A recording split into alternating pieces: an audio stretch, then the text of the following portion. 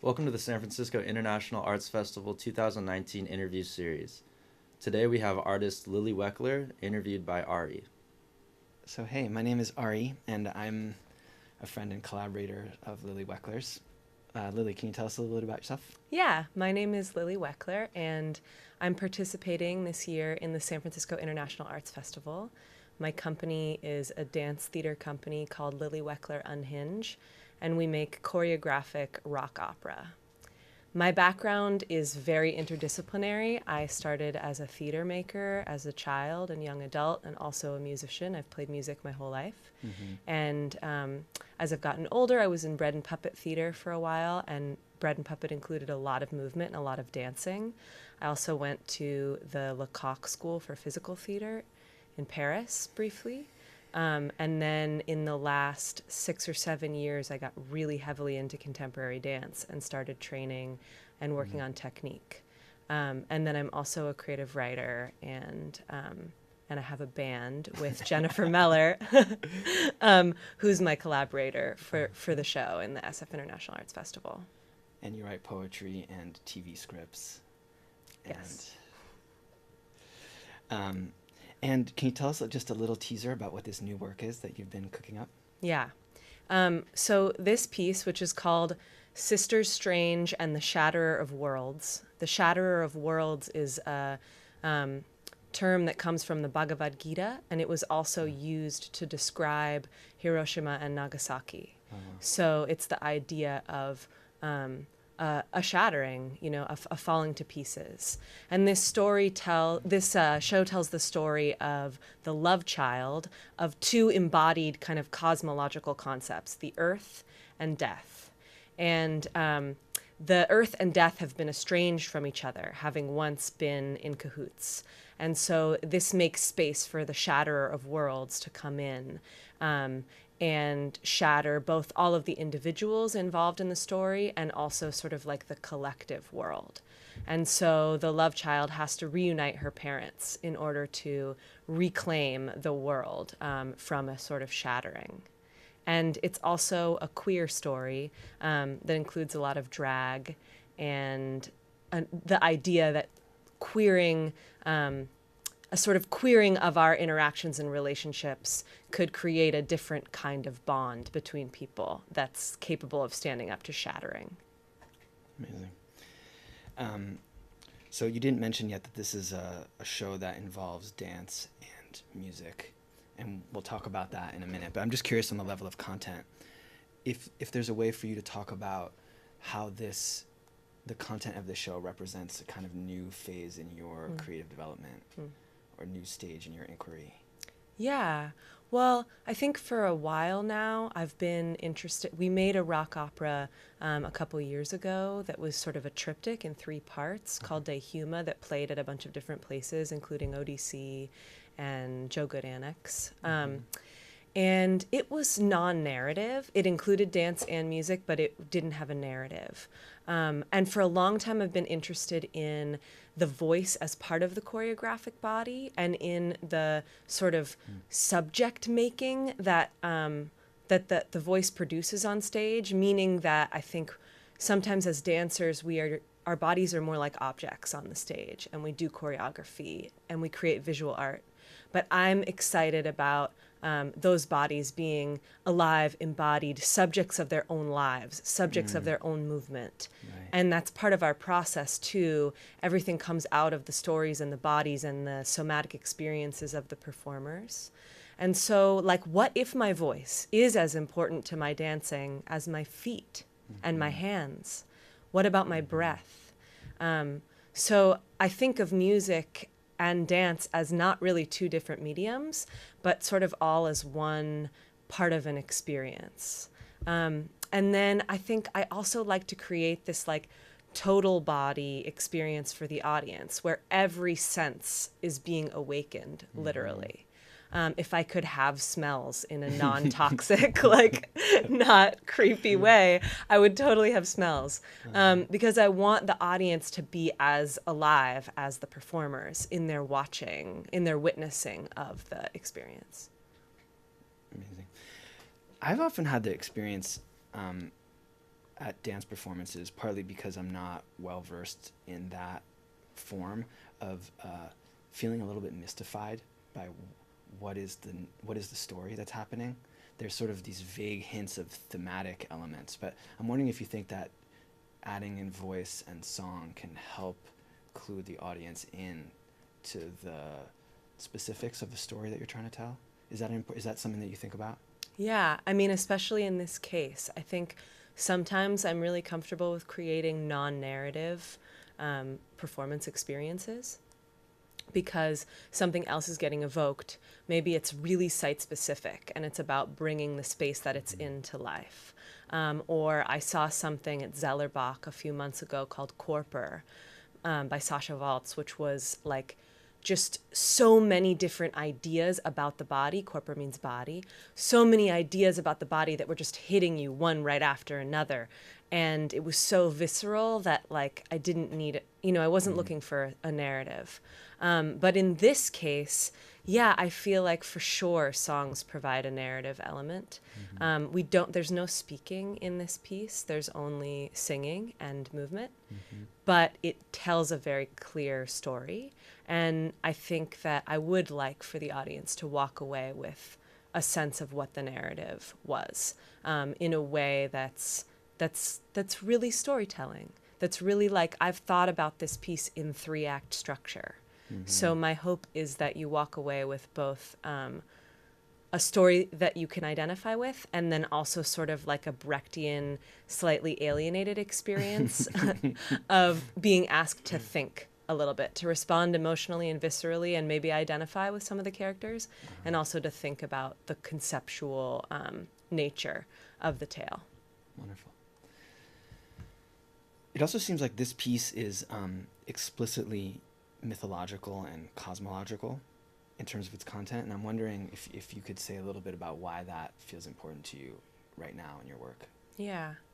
I feel like in my work I'm dealing with really like some of the big questions and that I think a lot of us have about what I experience as a sort of shattering of a lot of our systems that we hold on to in society to understand who we are and who everyone else is. Economic, political, psychological, sociological, you know, our communities are sort of being torn apart, feels like, in a major way right now. And I think I see so many pieces and read so many pieces that are centered on individual identities, and I'm very moved by things that center individual identities and sort of the broader life world experience that you can zoom out to from focusing on the small and individual. But I also want to see things that move in the reverse direction, that start with really big concepts, like we've got the earth and death, but they're being played by performers and their characters. And so they have this like individual embodied presence on the stage. And what is it like to zoom from the other way, from the outside in? And also to think about what's happening in our world as not just something that happens from interactions between individual people that's based on individual responsibility, but that is a systemic issue that happens because of not just society, but also like forces, you know, all kinds of forces coming together, especially society, that create our bodies and our experiences of ourselves and each other. That's amazing. So do you have the sense that what's happening in our personal lives is both influenced by those larger forces, but then also maybe an embodiment of cosmic level dramas? I don't know. I think that's an inquiry that I'm in. I feel like so many things happen based on society. For me, that feels really clear. I feel that viscerally in my body, that that societal forces shape us. And I think that there's some interaction between like concepts like life and death that we all experience, that we all have to contend with here on Earth, and our sort of societally created, generated elements of our culture, like capitalism, like post-industrial life, like patriarchal structures, things like that. So I'm interested in the interaction between these forces that are a given in our world, like gravity, sound. You know, these are things we play with as dancers, as musicians. And so, and then the more subjective things that we've created, systems that we've created as human beings.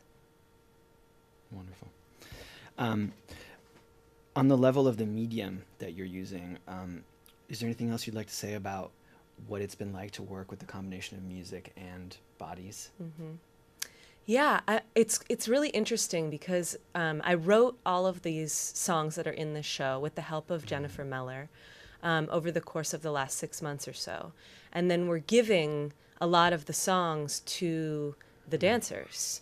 And fortunately, I'm lucky enough to work with dancers who also sing, and which, you know, is hard to find. I found a bunch of like incredible unicorns who are in my work. Congratulations. But yeah, so we're giving a lot of the songs to them, and then they're happening within choreography in many cases. And it's, you know, it's new for some of them to perform in that way, to be doing both of those things at once. And it's not a musical, but it has music and dancing integrated in a way that I feel like is different from a musical. Like, I'm not exactly sure why it's not a musical. Yeah, I don't know. I think, okay, here's the difference. So for me, this is my definition. In a musical, the dancing that's happening supports the music that's happening directly, supports the storyline directly. So everything's working sort of in tandem, supporting each other. But because I studied with Peter Schumann of Bread and Puppet, and because I studied Brecht, and because I studied Grotowski, I'm really interested in each element of the performance having its own nature, being allowed to proceed in its own way and to hold its own. So you could take everything away and just have the music and it would be a thing. You could take everything away and just have the choreography and it would tell a story. Ideally, that would be true of like the lights as well, but we're sort of... And the smells. And the smells, yeah. So I think for me, the reason that I'm calling it an opera is because each element is sort of its own, and then they interact with each other in different ways. And sometimes those ways create some friction, some interesting friction. Wonderful. So as a last question, I wanted to ask you something that was hard. So I want to ask you, what is your art for? Well, yeah, that feels like an important question to me, and something that's I have a lifelong journey around. It's definitely for something. I feel very passionately about that. I've spent a lot of my life working on social justice issues and as an activist. And right now my other life is that I work on a diversity and inclusion team. And so I'm always thinking about those issues. I think that my work is to create experiences that transcend some of the nitpicky, future-tripping, kind of anxiety-producing, logistics-centered lives that we all live.